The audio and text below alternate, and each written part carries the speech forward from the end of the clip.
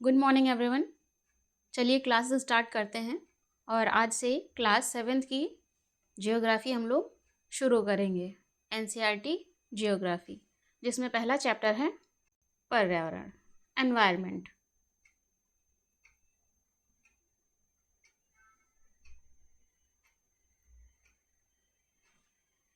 देख सकते हैं क्लास 7 चैप्टर 1 जियोग्राफी। ओके, चलिए आगे बढ़ते हैं हम लोग। सबसे पहले हम इस शब्द की उत्पत्ति जान लेते हैं। पर्यावरण शब्द की उत्पत्ति क्या है?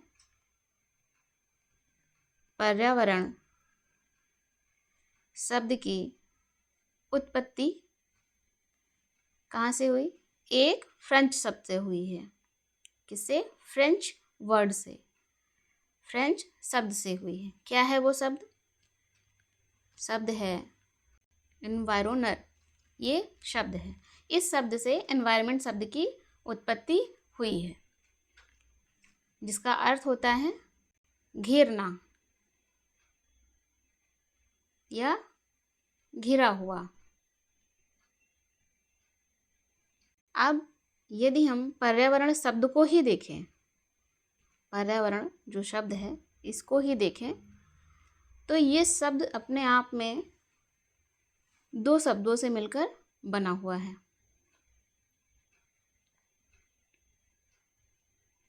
कौन से दो शब्द हैं वो?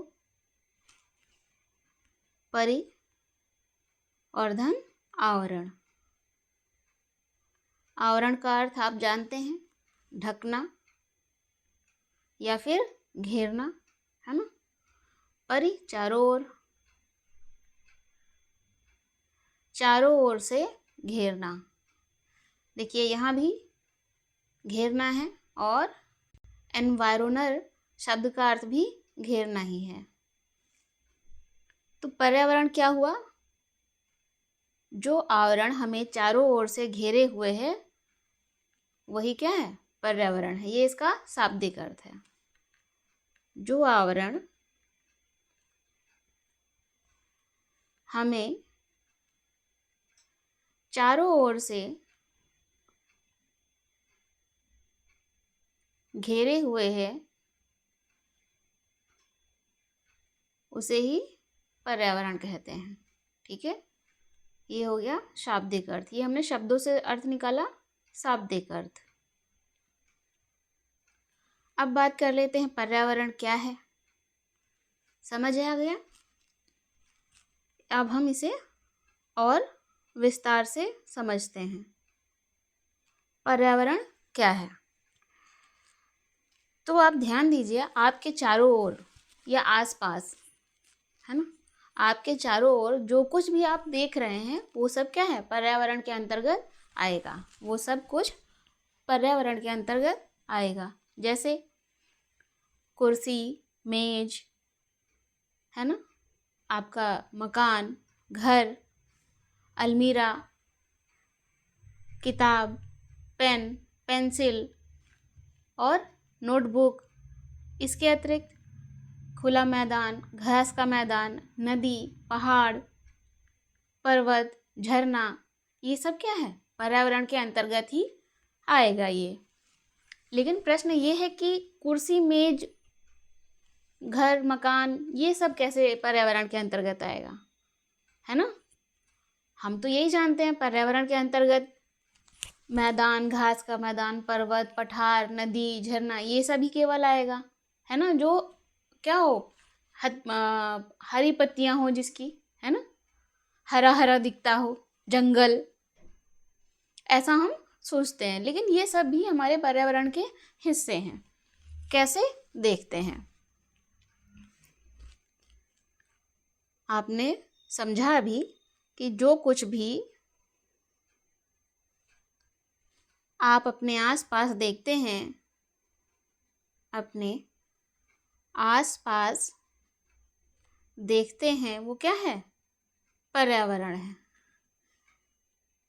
जैसे आपने देखा, जैसे कुछ भी हो सकता है, कुर्सी, मेज, स्कूल भवन, आपका भवन, घर को भवन भी तो कहते हैं, है ना। नोटबुक, आपकी किताब, बुक, पेन, पेंसिल। और दूसरा हमने ये भी जाना जैसे कि खुला मैदान, नदी, पहाड़, पर्वत, पठार, जलाशय, ये सब भी क्या हैं? पर्यावरण के अंतर्गत हैं। तो ये जितने भी आपने उदाहरण देख रहे हैं आप, ये सभी पर्यावरण के अंतर्गत है। ये सामूहिक रूप से इन सभी को क्या कहते हैं? पर्यावरण ही कहते हैं। लेकिन फिर भी हम इनको लेकर क्या है, हमारे मन में शंका है कि ये पर्यावरण तो नहीं है। तो हम थोड़ा सा और इसके बारे में जानते हैं। पर्यावरण को दो भागों में बांट सकते हैं, ठीक है। डिवीज़न कर लेते हैं। कितने भागों में? 2 भागों में। यहीं पर कर ले। 2 भागों में विभाजित कर लेते हैं। कौन से 2 भाग? प्राकृतिक पर्यावरण और मानवीय पर्यावरण। तो आप जो ये देख रहे हैं, कुर्सी, मेज, स्कूल, भवन, नोटबुक, किताब, ये क्या है? मानवीय पर्यावरण है।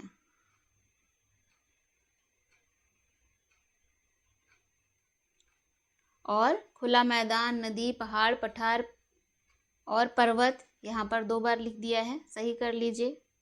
पर्वत, ये सब क्या है? प्राकृतिक पर्यावरण है।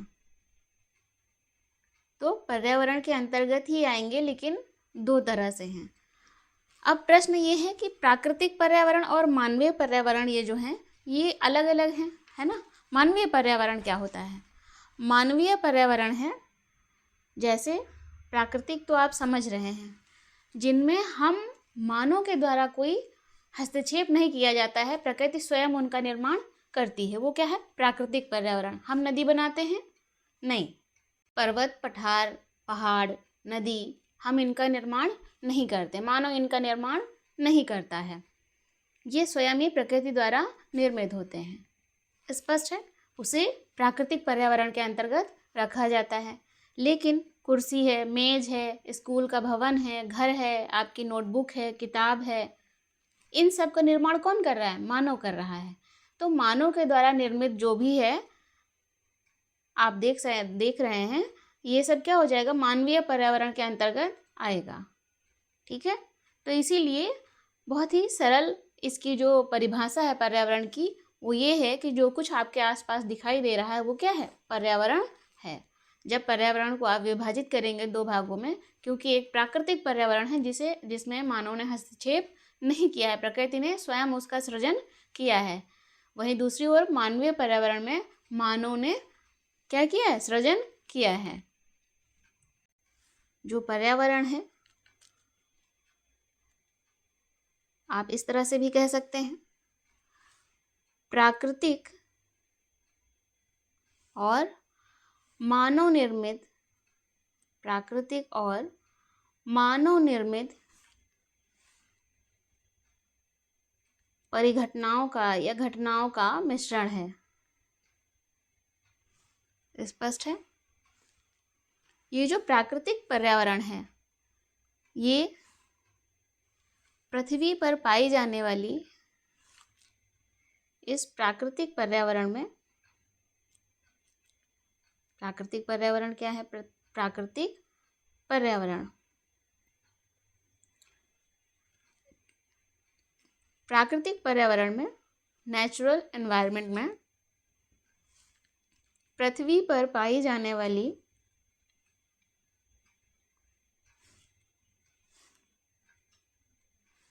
जीवीय और अजीवीय, बायोटिक और एबायोटिक, जीवीय, बायोटिक और अजीवीय, एबायोटिक, दोनों परिस्थितियां सम्मिलित होती हैं। पृथ्वी पर पाई जाने वाली जो जीवीय, बायोटिक और एबायोटिक परिस्थितियां हैं, वो दोनों ही सम्मिलित होती हैं किसमें? प्राकृतिक पर्यावरण में। दोनों ही परिस्थितियां सम्मिलित होती हैं।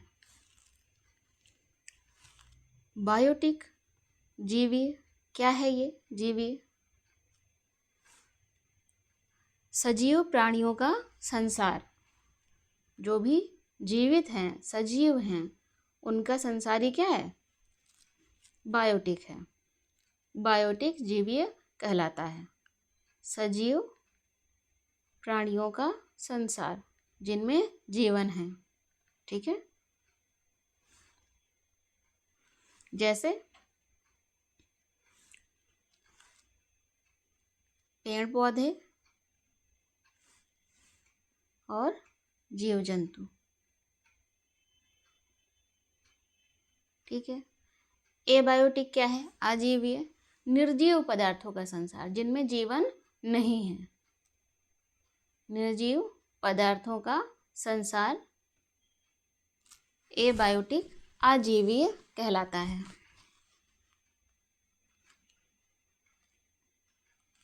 जैसे कि क्या होगा? जैसे स्थल आदि। ठीक है, तो इस तरह से हमने जान लिया कि प्राकृतिक पर्यावरण के अंतर्गत बायोटिक और एबायोटिक जीवीय और अजीवीय परिस्थितियां दोनों ही सम्मिलित होती हैं। तो अब हम बहुत स्पष्ट तौर पर कह सकते हैं कि किसी भी जीवित प्राणी के चारों ओर, ठीक है, किसी भी जीवित प्राणी के चारों ओर पाए जाने वाले लोग, स्थान, वस्तुएं एवं प्रकृति को पर्यावरण कहते हैं। स्पष्ट हो गया? चलिए लिख लेते हैं। किसी भी जीवित प्राणी के चारों ओर पाए जाने वाले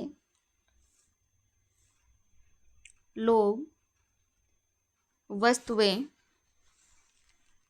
स्थान एवं क्या? प्रकृति को क्या कहते हैं? पर्यावरण कहते हैं। अब हमें पूरी तरह से क्या हो गया? स्पष्ट हो गया है क्या है पर्यावरण।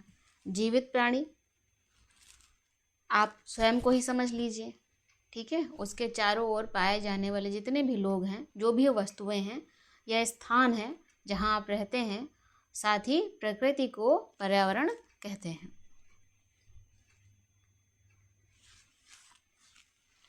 अब हम इस प्राकृतिक पर्यावरण को और अधिक विस्तार से समझेंगे। ये तो अब तक हमने पर्यावरण को थोड़ा थोड़ा करके विस्तार से समझा है। प्राकृतिक पर्यावरण के अंतर्गत क्या क्या शामिल है?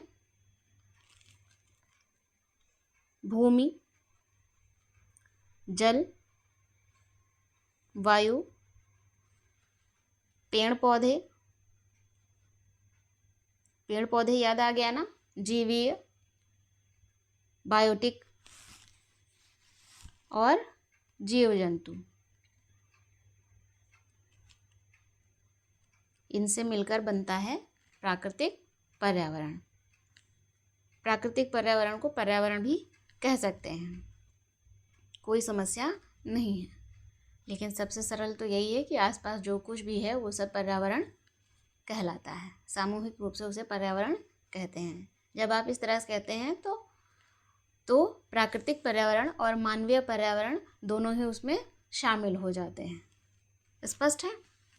चलिए, क्या आपने जो 6 क्लास की एनसीईआरटी पढ़ी है जियोग्राफी की, आपको स्थल मंडल, जल मंडल, वायुमंडल याद है? बिल्कुल, बहुत अच्छे हैं आप लोग। स्थल मंडल पर क्या है? भूमि है ना? भूमि को ही तो हम स्थल मंडल कह रहे हैं। और जल मंडल में जल है, वायुमंडल में वायु है, पेड़ पौधे और जीव जंतु। तो हम इसे ही और विस्तृत होकर पढ़ने वाले हैं। स्थल मंडल जिसे इंग्लिश में क्या कहते हैं, लिथोस्फेयर। आपने पढ़ा होगा लास्ट क्लास में, तो आपको याद होगा लिथोस्फेयर स्थल मंडल पर क्या होता है। स्थल मंडल पृथ्वी की ठोस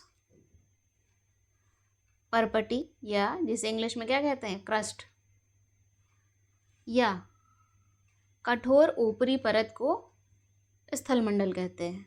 किसे? कठोर ऊपरी परत को स्थल मंडल कहते हैं। ठोस परपटी, कठोर ऊपरी परत को। थोड़ा सा हम देख लें, ये क्या है, पृथ्वी है, ठीक है, और इस पृथ्वी की ये सतह है। ये सतह कैसी है? ठोस कठोर सतह को ही स्थल मंडल कहते हैं।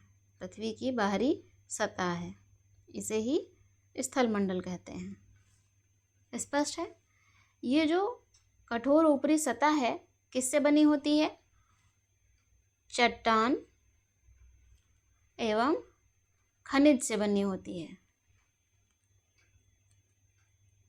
याद आ रहा है आपको? चट्टान एवं खनिज से बनी होती है।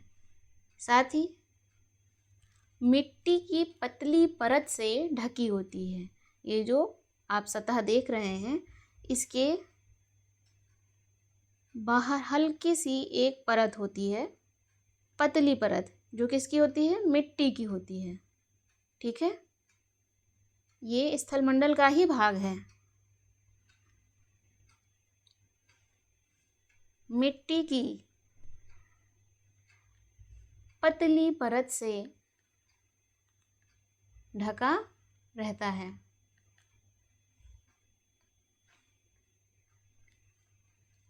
और इस मिट्टी की जो पतली परत है, इससे ढका रहता है। और इसी स्थल मंडल पर, इसी कठोर ऊपरी परत पर हम क्या क्या देखते हैं? आपने देखा था स्थल पर क्या क्या रचनाएं आपको देखने को मिलती हैं? पहाड़, पर्वत, मैदान, पठार और घाटी। तो आप पहाड़, पर्वत, मैदान, पठार, इनके बारे में लास्ट क्लास में जान चुके हैं, है ना। ये स्थल की ही विषम स्थितियां हैं, ठीक है। स्थल एक समान नहीं है। पृथ्वी का ये जो आप स्थल देख रहे हैं वो एक समान नहीं है, ठीक। कैसा है? विषम है, असमान है। पर्वत नुकीला होता है, आधार चौड़ा होता है। पठार का जो शिखर है वो कैसा है? सपाट है, वो नुकीला नहीं है। मैदान की बात करें तो मैदान कैसा होता है? समतल होता है, समतल होता है। पठार सपाट होते हैं, ठीक है। और पर्वत का जो शिखर है वो नुकीला होता है। बात पहाड़ी की करें तो 600 मीटर से नीचे, 600 मीटर से कम ऊंचाई है तो पहाड़ी है, और उससे अधिक है तो पर्वत है, ठीक है। इस तरह से आपने ये सारी चीज़ें स्थल पर देखी हैं। ये सभी स्थितियाँ कहाँ देखने को मिलती हैं आपको? पृथ्वी के स्थल मंडल पर, जिसे आप भूमि कहते हैं और जियोग्राफी में क्रस्ट कह रहे हैं। पेड़ पौधे आप जो लगाते हैं इसी मिट्टी की पतली परत में लगाते हैं, है ना। तो आप देख रहे हैं कि इस स्थल मंडल पर, इसी स्थल मंडल पर क्या है? प्राकृतिक पर्यावरण है, इसी पर हम रहते भी हैं। तो बहुत कंफ्यूजन नहीं क्रिएट करना है। आपने क्या देखा? ये सारी विभिन्न स्थलाकृतियां आपने देखी। विभिन्न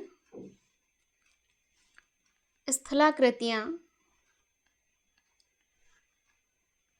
वाला, विभिन्न स्थलाकृतियों वाला विषम धरातल होता है। विषम धरातल होता है। मैंने आपको अभी बताया एक समान नहीं है धरातल। और ये जो आपने विषम स्थलाकृतियाँ देखी हैं, विभिन्न स्थलाकृतियाँ, ये स्थलाकृतियाँ केवल महाद्वीपों पर नहीं हैं। ये स्थलाकृतियाँ जैसे आपने पर्वत, पठार, मैदान, ये सब महाद्वीपों पर केवल नहीं है, कहाँ मिलेगी देखने को? महासागर की सतह पर भी पाई जाती हैं। महाद्वीप और महासागर की सतह पर भी पाई जाती हैं। ठीक है, कि सतह पर पाई जाती हैं, क्योंकि महाद्वीप पर तो हम देख रहे हैं, भूमि की सतह पर ये आकृतियां हमें देखने को मिलती हैं, स्थलाकृतियां, लेकिन महासागर में भी ये स्थलाकृतियां देखने को मिलती हैं। आपको याद होगा मैनाकी पर्वत जो कि महासागर में था, है ना। महाद्वीप पर तो हम पर्वत माउंट एवरेस्ट और भी बहुत सारे पर्वत हमने लास्ट क्लास में जाने हैं। स्पष्ट है? चलिए, तो इतना सब कुछ स्थल मंडल के बारे में जानने के बाद, भूमि के बारे में जानने के बाद, हम कह सकते हैं इसके अतिरिक्त हमें स्थल मंडल पर, भूमि पर क्या क्या मिलता है, क्या देते हैं हमें भूमि या स्थल मंडल पर? जैसे वन, इसी भूमि पर वन उगते हैं, है ना, कृषि होती है, मानव बस्तियों के लिए भूमि है, या मानव बस्तियां यहाँ बसती हैं भूमि पर। साथ ही जब हम पशुपालन करते हैं तो उसके लिए चारा भी तो होता है ना, एकत्रित करते हैं, चारा भी उगता है, उगाते हैं, कई बार उगता है, कई बार उगाना पड़ता है ना। घास स्थल भी इसी भूमि पर होते हैं। इसके अलावा इसी भूमि में, इसी स्थल में, स्थल मंडल में क्या है? खनिज संपदा का एक बहुत बड़ा स्रोत होता है ना। खनिज संपदा का एक बहुत बड़ा स्रोत होता है। तो जो ये स्थल मंडल है, ये एक ऐसा क्षेत्र होता है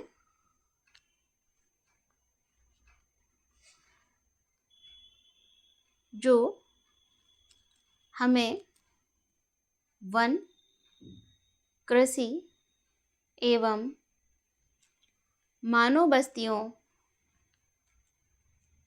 अपने घर बनाने के लिए भी तो हमें भूमि चाहिए होती है, तो हम कहाँ बनाते हैं? स्थल पर बनाते हैं, जो कि स्थल मंडल का हिस्सा है। मानव बस्तियों के लिए भूमि, पशुओं को चरने के लिए, पशुओं को चरने के लिए घास स्थल प्रदान करता है। साथ ही स्थल मंडल में क्या है? खनिज संपदा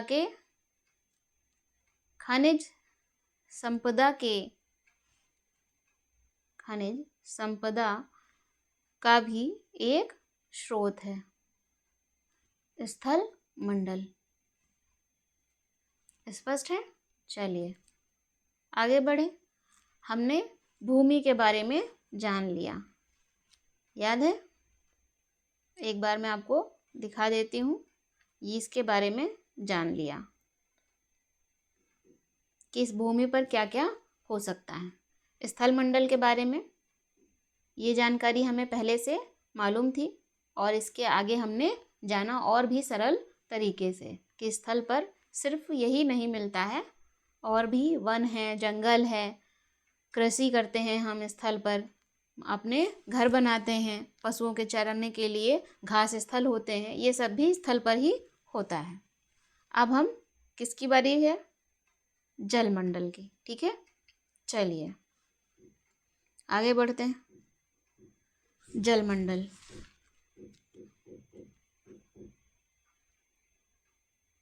जलमंडल, हाइड्रोस्फीयर, जल के क्षेत्र को जलमंडल के अंतर्गत रखा जाता है। जल के क्षेत्र को, चाहे वो जल पीने योग्य हो, चाहे वो जल पीने योग्य ना हो। ठीक है, जल के विभिन्न स्रोत हैं, जैसे कि जल के विभिन्न स्रोत हैं।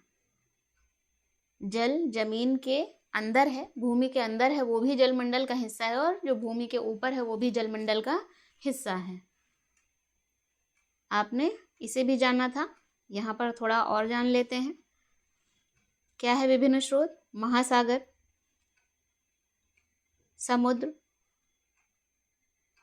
झील, नदी, ये सब जलमंडल के क्षेत्र हैं, स्रोत हैं। ठीक है।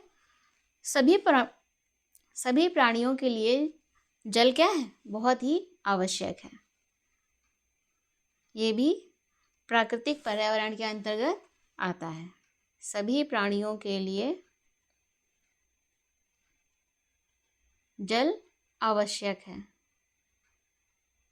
यदि हमें एक दिन जल प्राप्त ना हो, सोचिए, तो भोजन नहीं बन पाएगा, हम स्वयं को स्वच्छ नहीं कर पाएंगे, दैनिक दिनचर्या पूरी नहीं हो पाएगी।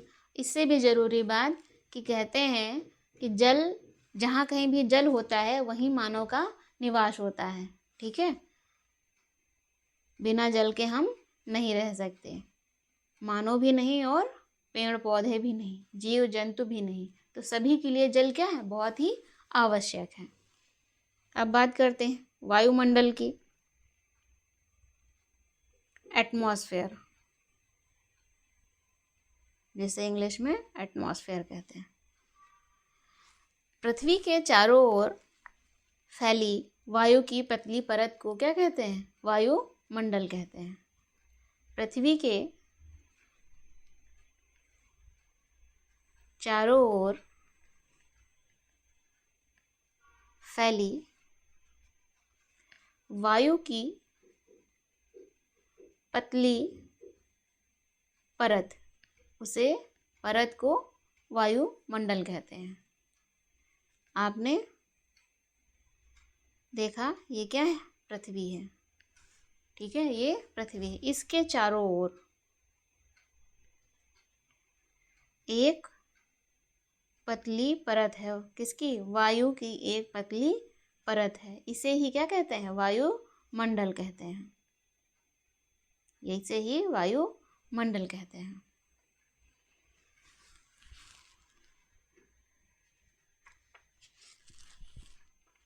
पृथ्वी ने इस वायुमंडल को रोका हुआ है ना? कैसे? गुरुत्वाकर्षण बल से। चलिए, वायुमंडल में हमने जाना वायु की पतली परत है। क्या होगा? पतली परत को थोड़ा सा और हम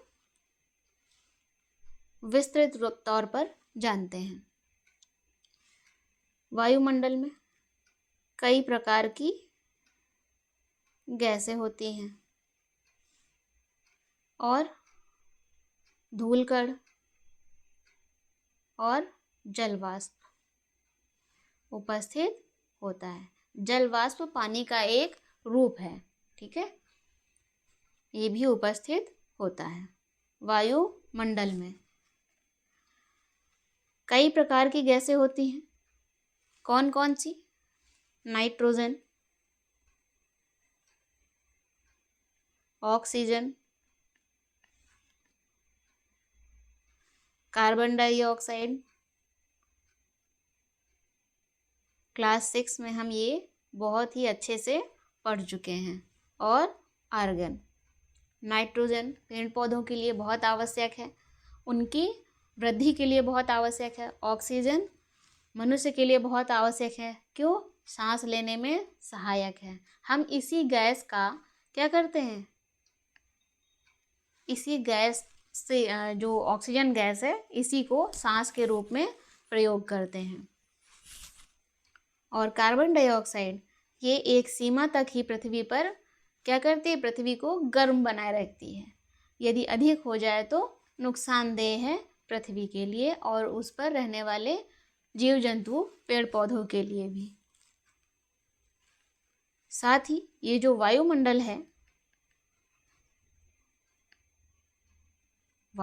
है, ये क्या करता है? सूर्य से जो झुलसाने वाली, कैसी? झुलसाने वाली गर्मी एवं हानिकारक किरणों से हमारी रक्षा करता है, हमारी रक्षा करता है। कौन? वायुमंडल। वायुमंडल हमारी रक्षा करता है सूर्य की झुलसाने वाली गर्मी और हानिकारक किरणों से।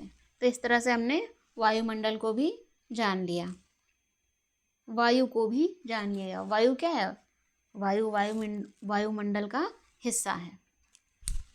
अब बात करते हैं जैवमंडल की, बायोस्फीयर।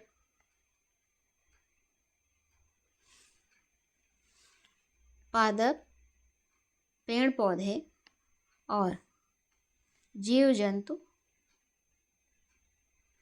मिलकर किसका? सजीव संसार का निर्माण करते हैं, जिनमें जीवन हो। ठीक है, सजीव अर्थात जिनमें जीवन हो, सजीव संसार का निर्माण करते हैं, उसे ही जैवमंडल कहते हैं। उसे क्या कहते हैं? जैवमंडल कहते हैं। जैवमंडल आपको याद है, मैंने आपको बताया था। चलिए एक बार फिर से यहाँ जान लेते हैं। ये क्या है? स्थलमंडल, ये जलमंडल, ये वायुमंडल। नाम लिख लें, स्थलमंडल, जलमंडल और वायुमंडल। आपको याद होगा मैंने बताया था, ये जो भाग आप देख रहे हैं जहाँ स्थल, जल और वायु तीनों का क्या है? मिलन यहाँ पर इस क्षेत्र में हो रहा है। तो ये बहुत ही सीमित क्षेत्र है, बहुत ही संकीर्ण क्षेत्र है। तो पृथ्वी का वह संकीर्ण क्षेत्र, पृथ्वी का वह संकीर्ण क्षेत्र जहाँ स्थल, जल, वायु, जहाँ स्थल, जल और वायु मिलकर जीवन को संभव बनाते हैं, जीवन को संभव बनाते हैं या निर्माण करते हैं, है ना? संभव बनाते हैं। इसी क्षेत्र में जीवन पनपता है, जिसे जैवमंडल कहते हैं। ठीक है, जैसे यहाँ लिखा है सजीव संसार, तो जिनमें जान होती है। स्थल में जान नहीं होती है, ठीक है, वो निर्जीव है। तो सजीव संसार नए जीवों की उत्पत्ति या जीवन की उत्पत्ति यही होती है, जैवमंडल क्षेत्र में होती है। नए नए जीवों की उत्पत्ति इसी क्षेत्र में होती है। आगे बढ़ते हैं, चलिए आगे बढ़ते हैं हम।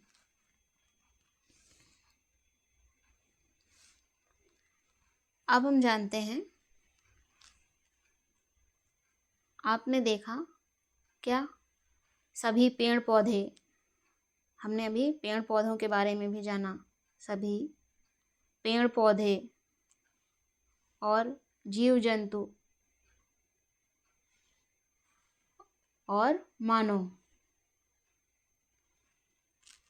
ये सभी एक दूसरे पर आश्रित हैं या अपने आसपास के पर्यावरण पर आश्रित हैं। क्या हैं? आश्रित हैं। जैसे मानव की बात करूं तो मानव को वायुमंडल से ऑक्सीजन चाहिए, ऑक्सीजन का यह सिंबल है, ठीक है। ऑक्सीजन गैस चाहिए सांस लेने के लिए, तभी हम जीवित रह पाएंगे। जलमंडल से जल चाहिए, जिससे हमारा पूरा जीवन ही संचालित होता है। यहाँ तक कि हमारे शरीर का एक बड़ा भाग जल से निर्मित है। हमें जलमंडल से जल चाहिए। स्थल मंडल पर हमें रहने के लिए चाहिए, है ना। हमने जो पशु पाले हैं उनके लिए चारा चाहिए, घर चाहिए स्वयं के लिए। तो ये सभी चीज़ें क्या हैं? हम आश्रित हैं किस पर? अपने आसपास के पर्यावरण पर आश्रित हैं। पेड़ पौधे, इन्हें नाइट्रोजन चाहिए, पानी चाहिए जलमंडल से। तो ये सभी मानव अपने आसपास के जो पर्यावरण है उस पर आश्रित है, जीव जंतुओं पर आश्रित है। और इनके बीच का जो संबंध है, पर्यावरण के बीच का जो संबंध है जीवधारियों का आपसी और अपने आसपास के, यही क्या कहलाता है? पारितंत्र का निर्माण करता है या पारितंत्र कहलाता है। जीवधारियों का आपसी एवं अपने आसपास के पर्यावरण के बीच का संबंध ही क्या कहलाता है? पारितंत्र कहलाता है। पारितंत्र कहलाता है। ये जो संबंध है, यही संबंध पारितंत्र कहलाता है। इकोसिस्टम, एक सिस्टम की तरह ये कार्य करता है। जीवधारियों का, जीव जंतुओं का, पेड़ पौधों का एक दूसरे पर आश्रित होना और अपने आसपास के पर्यावरण पर आश्रित होकर एक संबंध स्थापित करना, एक संतुलन स्थापित करना और उसका संचालन आसानी से होता रहे, सही तरीके से, है ना, होता रहे, वो क्या है? पारितंत्र कहलाता है। एक सिस्टम की तरह कार्य करता है।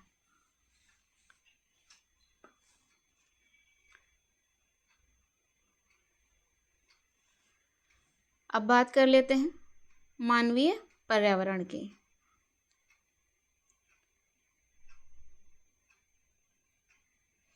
ह्यूमन एनवायरनमेंट,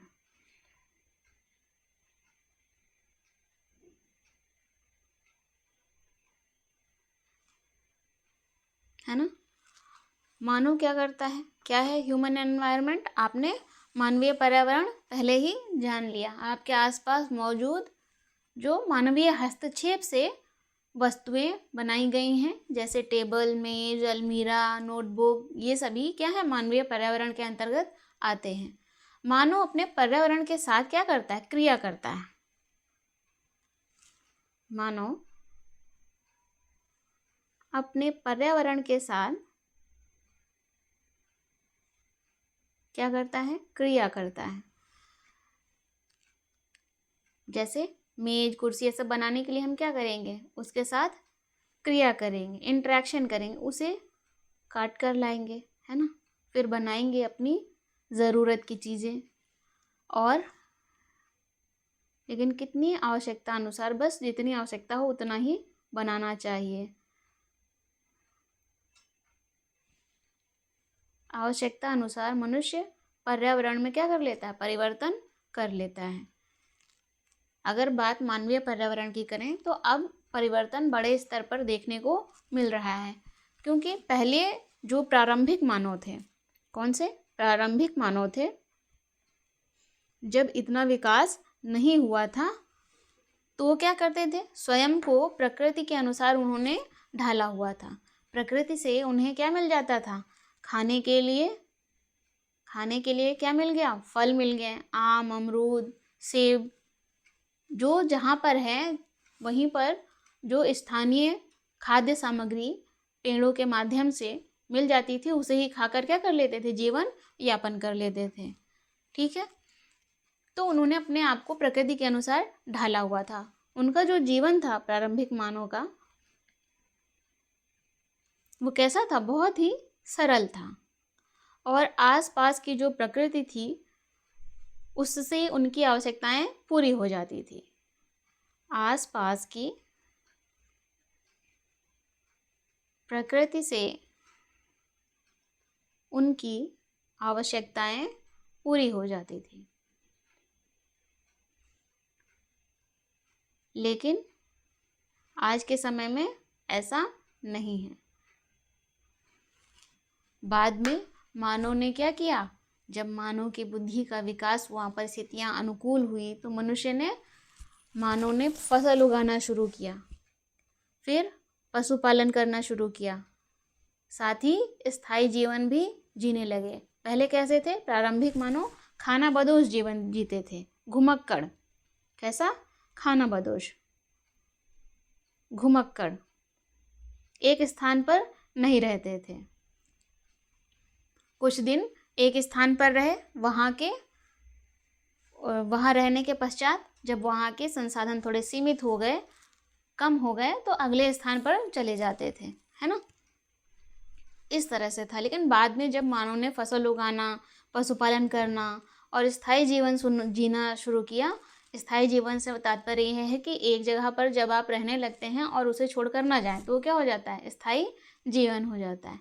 ये सब करना जब उन्होंने सीख लिया, साथ ही पहिए का आविष्कार किया, आग का आविष्कार किया, उन्होंने फसल उगाते थे, तो फसल यदि कितनी उनकी साल भर की खपत मान लेते हैं 10 किलो ही थी, लेकिन अब उत्पादन वो कर रहे हैं 20 किलो, तो 10 किलो तो बच गया ना।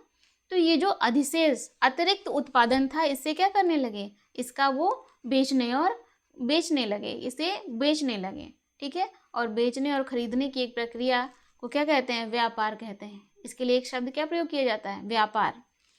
तो इस तरह से व्यापार भी शुरू हो गया और इसके साथ ही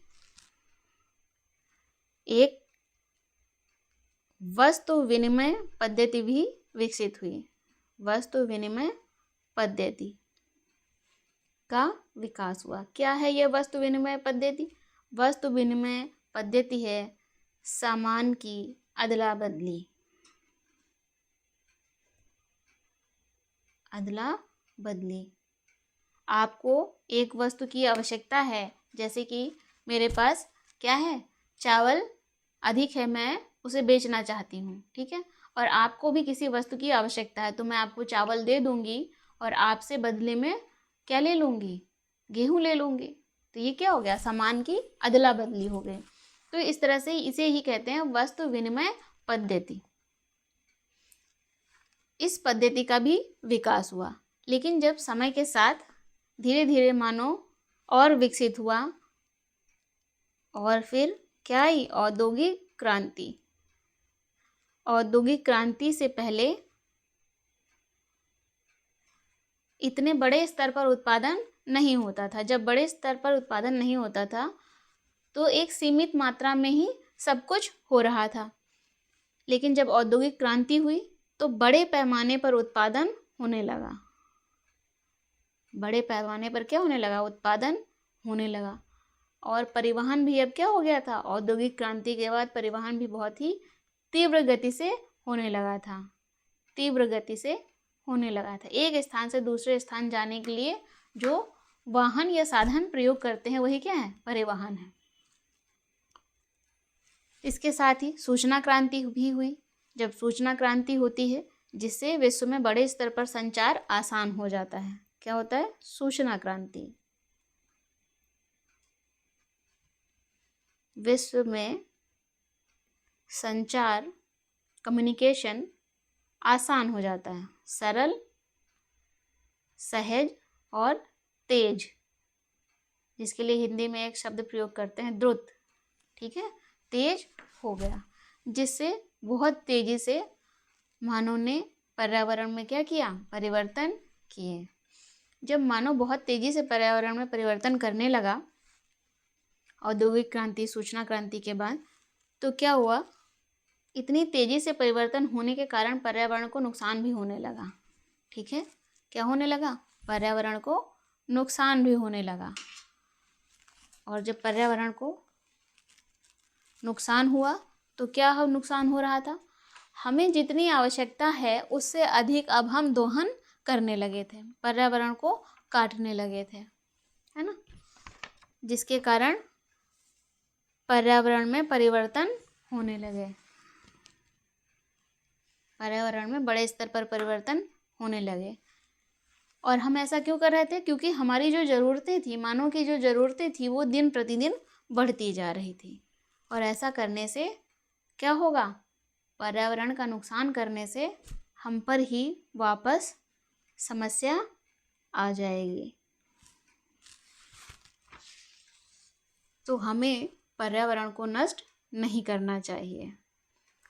इसके लिए इसकी जागरूकता फैलाने के लिए कि पर्यावरण को नष्ट ना किया जाए, पर्यावरण को बचाया जाए, जो बचे हुए उन्हें बचाया जाए और जो नष्ट हो चुके हैं उनके स्थान पर अन्य लगाए जाएं।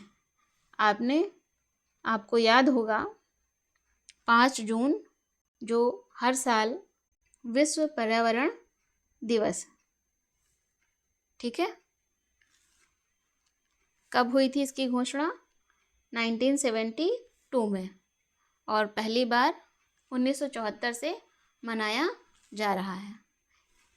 इस विश्व पर्यावरण दिवस को क्या कहते हैं? इको डे भी कहते हैं, जिस दिन हम इसे मनाकर जागरूकता, इसे मनाने का उद्देश्य क्या है? पर्यावरण के प्रति लोगों के अंदर जागरूकता लाना कि पर्यावरण को नष्ट ना करें।